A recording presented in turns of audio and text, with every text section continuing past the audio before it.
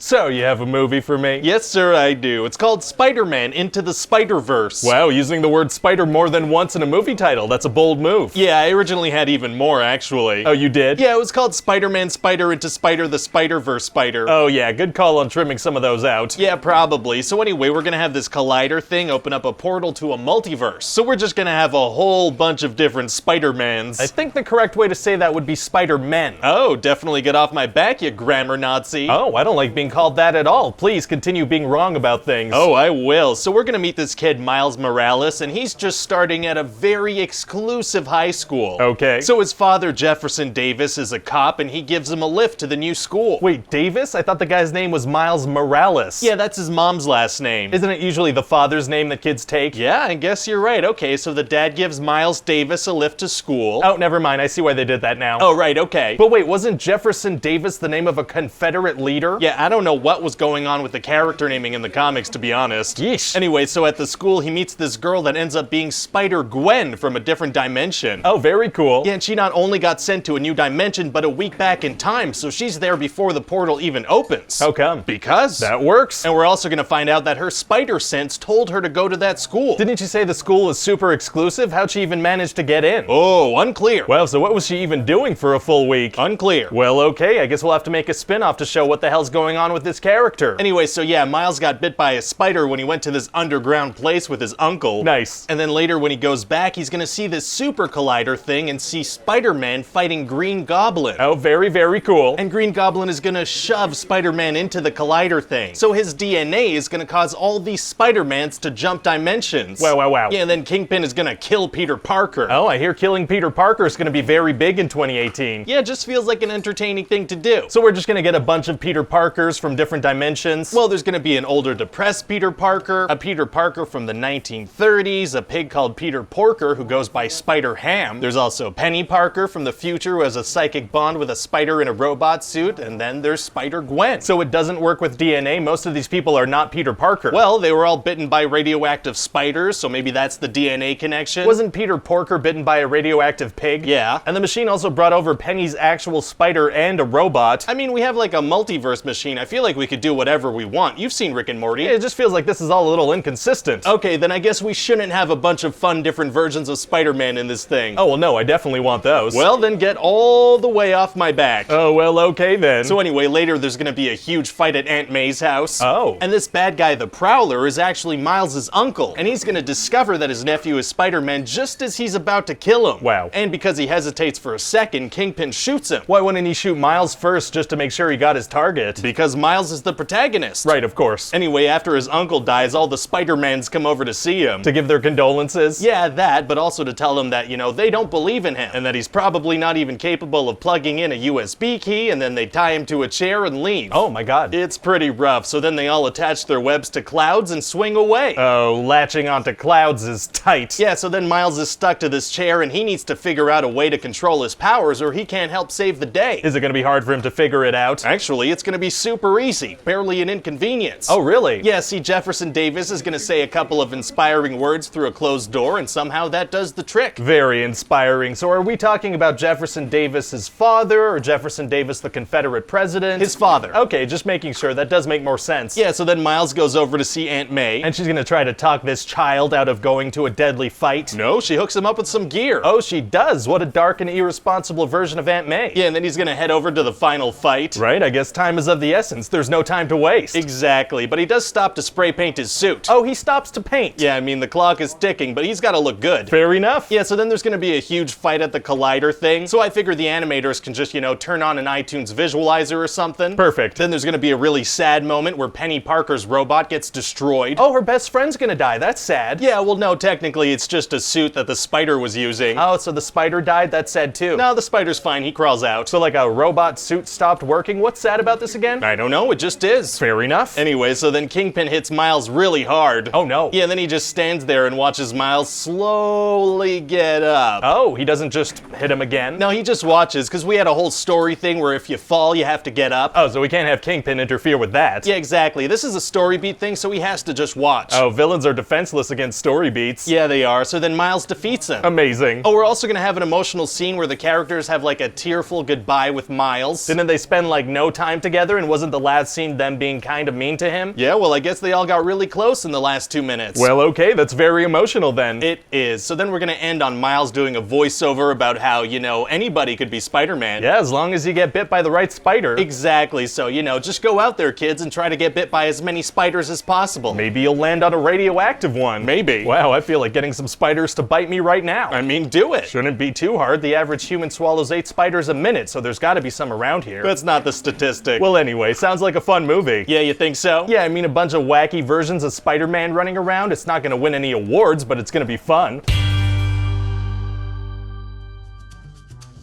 Hey guys, it's Ryan here. Hope you enjoyed that pitch meeting. We have a ton of these on the channel that you can check out. You could also leave me a comment down below letting me know what other movies you'd like to see pitches for. Don't forget to like, comment, subscribe, share on Facebook and Twitter, spread it around. And as always, check back soon for a new pitch. Bye-bye.